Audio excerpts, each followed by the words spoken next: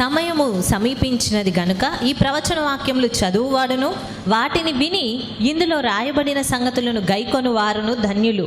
Many things which were already happened and things that are happening and the things that are coming, all these things are written in this book. చాలా సంగతులు ఈ గ్రంథంలో రాయబడి ఉన్నవి. అది వరకే జరిగిపోయిన సంగతులు, ఇప్పుడు జరుగుతున్న సంగతులు, అదే రీతిగా రాబోయే సంగతులను గూర్చి రాయబడి ఉన్నది. Now our prayers must be as a preparation for what is coming. మరి ఈ సమయంలో రాబోయే సంగతులను గూర్చిన సిద్ధపాటును గూర్చిన ప్రార్థనలు మనం చేయాలి. Many people don't know what is going to happen after. చాలా మందికి తరువాత ఏం సంభవిస్తుంది అనే సంగతి గ్రహించుకోరు, తెలియదు. But we have to read mainly the Revelation. అయితే మనము ఎక్కువగా ఈ ప్రకటన గ్రంథమును చదవాలి. Many people don't read Revelation. చాలా మంది ప్రకటన గ్రంథమును చదవరు. But what here says, blessed are they that meditate this book.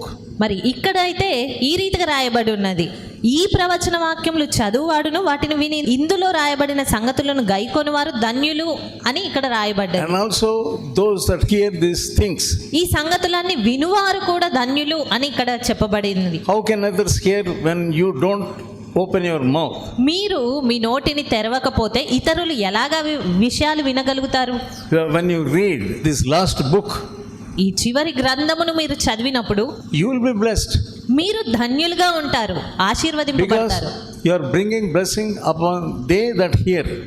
ఎందుకంటే వింటున్న వారి పైనకు మీరు ఆశీర్వాదాలను తీసుకొస్తారు గనక.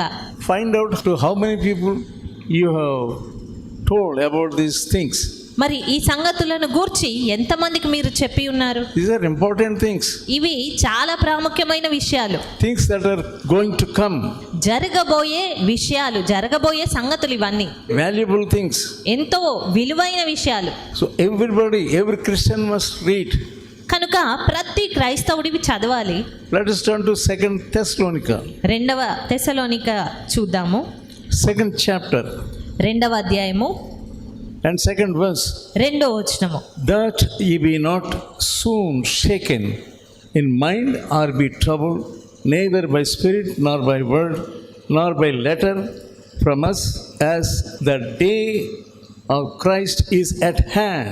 మీరు త్వరపడి చంచల మనస్కులు కాకుండవలెననియు బెదరకుండవలెననియు మన ప్రభువైన యేసుక్రీస్తు రాకడను బట్టియు మనము ఆయన యొద్ద కూడుకొనుటను బట్టియు మిమ్మును వేడుకొంచున్నాను.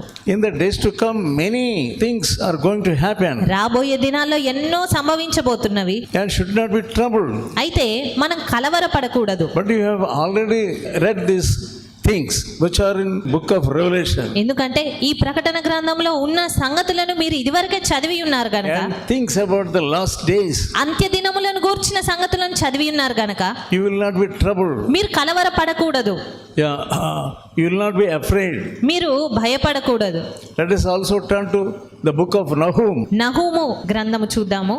1st chapter మొదటి అధ్యాయము and verse 11. 11వ వచనము. There is one come out of thee that imagineth evil against the Lord, a wicked counselor. నీనెవే యెహోవా మీద దురాలోచన చేసి వ్యర్థమైన వాటిని బోధించిన వాడొకడు నీలో నుండి బయలుదేరియున్నాడు.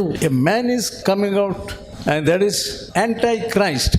Antichrist is coming. మరి యెహోవాకు విరోధంగా బోధించే ఒక అతను అనగా క్రీస్తు విరోధి బయలుదేరియున్నాడు. That's why he is called Antichrist. అందు నిమిత్తమే క్రీస్తు విరోధి అని పేరుతో పిలువబడతాడు. He is against the Lord.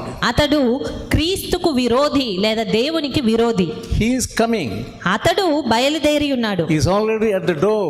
అది వరకే తలుపు యొద్దనే ఉన్నాడు. Yeah, we must know అయితే ఆ విషయం మనం గ్రహించాలి. about him and what he does. క్రీస్తు విరోధిని గురించి అతను చేయబోయేది ఏంటి అనేది మనం గ్రహించాలి. If you don't know, నీకు తెలియకపోతే, you do not know what to do. అప్పుడు ఏం చెయ్యాలి అనే విషయం నీకు అర్థం కాదు.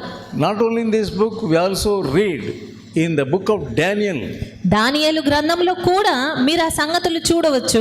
many things which are in book of Revelation we can find in Daniel. ప్రకటన గ్రంథంలో రాయబడిన ఎన్నో సంగతులు దానియేలు గ్రంథంలో రాయబడడం కూడా మీరు చూస్తారు. Now let us read in Daniel. మనము దానియేలు గ్రంథంలో ఒకసారి ఆ విషయాలు చూద్దాము. Chapter 11వ 11. అధ్యాయము దానియేలు 11 And verse 32. 32వ వచనము. అందుకతడు ఇచ్చకపు మాటలు చెప్పి నిబంధనను అతిక్రమించు వారిని వశపరుచుకొనును.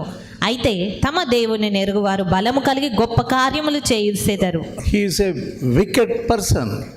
అతడు దుష్టుడిగా ఉన్న వ్యక్తిగా ఉంటాడు. He knows who are breaking the covenant, నిబంధనను అతిక్రమించు వారిని, who are spiritually weak, ఎవరైతే ఆత్మీయంగా బలహీనంగా ఉంటారో వారిని, who are deceiving others, ఇతరులను మోసపరిచేవారు, those who are hiding sin ఎవరైతే పాపమును దాచిపెడతారో వారిని, and pretending that they are believers. వారు విశ్వాసులే అన్నట్టుగా నటించే వారిని. So he knows అతడు వీరందరినీ ఎరిగి ఉంటాడు. క్రీస్తు విరోధి who is weak, ఎవరైతే బలహీనులుగా ఉన్నారో వారిని ఎరుగును. who is pretending. ఎవరు నటిస్తున్నారో He takes hold of them. వారినందరినీ క్రీస్తు విరోధి పట్టుకుంటాడు. He will deceive them. వారిని మోసగిస్తాడు. Already they are breaking the covenant. ఎందుకంటే వారు అది వరకే నిబంధనను అతిక్రమించి ఉన్నారు కనుక. It is very easy for him to deceive them. అలాంటి వారిని మోసగించడం అనేది ఆ క్రీస్తు విరోధికి ఎంతో సులభతరము. So we are going to see the government of Antichrist. మనం క్రీస్తు విరోధి ఏలుబడి చేసే ప్రభుత్వంని చూడబోతున్నాము. And also we are going to see the cashless society. అదే రీతిగా ఈ ద్రవ్యంతో నిమిత్తం కానటువంటి సమాజంను చూడబోతున్నాము. There will not be any value for the అలాంటి currency. సమయాల్లో ఈ డబ్బులకు ఎలాంటి విలువ రాదు, ఉండదు. That's why you must meditate these things. అందు నిమిత్తమే మీరు ఈ సంగతులన్నిటినీ ధ్యానించుకోవాలి. If you speak to others about these things, ఇతరులతో మీరు ఈ సంగతులను గురించి మాట్లాడినప్పుడు you are making them also to get ready. వారిని కూడా మీరు సిద్ధపరిచిన వారవుతారు. Yeah, they will get blessing. వారు ఆశీర్వదింపబడిన వారుగా ఉంటారు. So now you must read every day these things in Revelation, book of Revelation. మరి ఇప్పటి నుండి ఈ సంగతులను మీరు తరచుగా ఈ ప్రకటన గ్రంథమును చదువుతూ ఉండాలి. We have to teach the children also. మనం పిల్లలకు కూడా ఈ సంగతులను బోధించాలి. Many people they don't tell these things to the children. చాలా మంది వారి పిల్లలకు ఈ సంగతులు ఏవి చెప్పరు. It is very important that children must know. అయితే పిల్లలు ఈ విషయాలు తెలుసుకోవడం అనేది ఎంతో ప్రాముఖ్యము. Because you will be gone and who will teach your children?